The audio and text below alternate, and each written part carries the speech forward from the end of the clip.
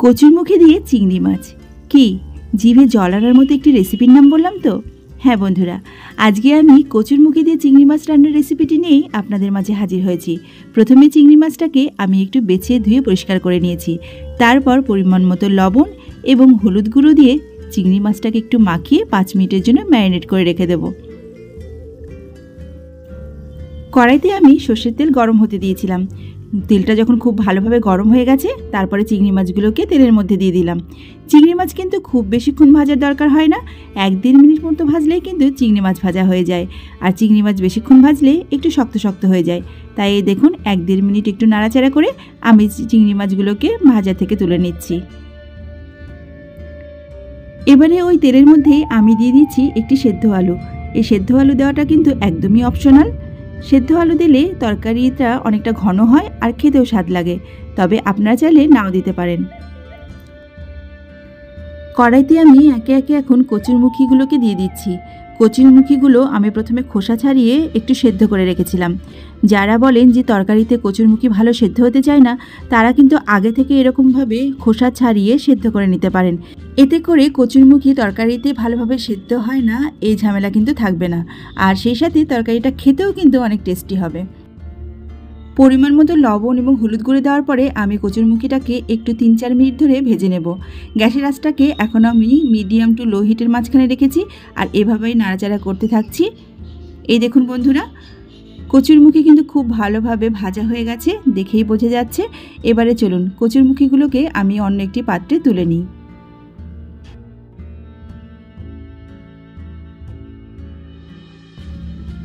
এবারে কড়াইতে দিয়ে দিচ্ছি সর্ষের তেল।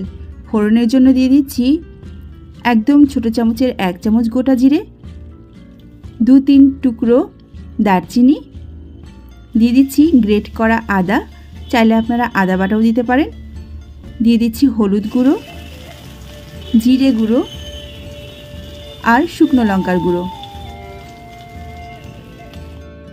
ঝালটা আপনারা আপনাদের স্বাদ অনুযায়ী ব্যবহার করবেন। এবার তেলের মধ্যে কিছুক্ষণ আমি একটু নেড়ে চেড়ে নিচ্ছি। সামান্য একটু জল দিয়ে দিচ্ছি, এতে করে এই মশলাটা কিন্তু খুব ভালোভাবে কষানো হবে। গ্যাসের আঁচটাকে একদমই কম করে রেখেছি। 3-4 মিনিট নাড়াচাড়া করার পরে দেখুন কত সুন্দরভাবে মশলাটা কষে গেছে। এবারে চলুন ভাজা কচুরমুখীগুলোকে আমি এই মশলার মধ্যে দিয়ে দিই।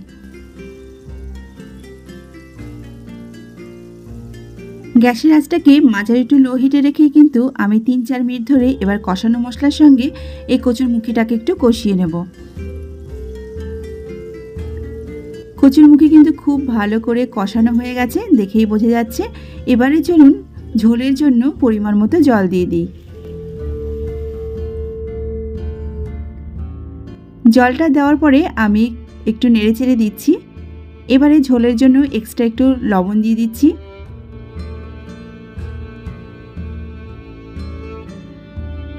এভাবেই নাড়াচাড়া করার পরে আমি এবার গ্যাসের আঁচটাকে মিডিয়াম টু হাই হিটে করে কড়াইটা ঢাকা দিয়ে দিলাম। প্রায় 3-4 মিনিট পরে আমি ঢাকনাটা খুলে আপনাদেরকে দেখাচ্ছি। দেখতেই পাচ্ছেন তরকারিটা কিন্তু খুব সুন্দরভাবে ফুটে গেছে। এবার চিংড়ি মাছগুলোকে তরকারির মধ্যে দিয়ে দিলাম। এখন আমি গ্যাসের আঁচটাকে মাঝারি টু হাই হিটে রেখে তরকারিটাকে আবারও ঢাকা দিয়ে দিলাম এবং আবারও 3-4 মিনিট পরে কিন্তু আমি ফিরে এলাম। কচুরমুখী বা গাটি কচু দিয়ে এই চিংড়ি মাছের ঝোল কিন্তু রেডি হয়ে গেছে। দেখেই বুঝতে পারছেন যে কত সুন্দরভাবে ঘন হয়ে তরকারিটা রান্না হয়েছে। এটা ঠান্ডা হলে আরেকটু ঘন হয়ে যাবে। এখন আমি গ্যাসটাকে বন্ধ করে এই গরম ওভেনের উপরই এই কড়াইটাকে রেখে দেবো 5 মিনিট। এতে করে চিংড়ি মাছের এই তরকারিটার কালারটা কিন্তু খুব সুন্দর আসবে। একটি সার্ভিং প্লেটের মধ্যে আমি গাটি কচু বা কচুরমুখী দিয়ে চিংড়ি মাছের এই তরকারিটাকে নামিয়ে নিয়েছি। দেখতেই পাচ্ছেন বন্ধুরা, আগের থেকে কিন্তু অনেকটাই ঘন হয়ে গেছে তরকারি, আর এর কালারটাও দেখুন আগের থেকে আরও বেশি সুন্দর হয়েছে। গরম গরম ভাতের সঙ্গে এই গরম গরম গাটি কচু এবং চিংড়ি মাছের তরকারিটা খেতে কিন্তু দারুণ লাগবে। খুব সহজ একটি রান্না আর খেতেও খুব দুর্দান্ত, তাই আপনারা কিন্তু একদমই মিস করবেন না। ঝটপট বাজার থেকে গাটি কচু কিনে এনে আপনারা চিংড়ি মাছের এই রেসিপিটা বাড়িতে একবার ট্রাই করুন। আজকের ভিডিওটি তাহলে এই পর্যন্তই বন্ধুরা। যদি ভালো লাগে অবশ্যই একটা লাইক করে দেবেন আর আমার এই ছোট্ট চ্যানেলটিকে সাবস্ক্রাইব করতে ভুলবেন না।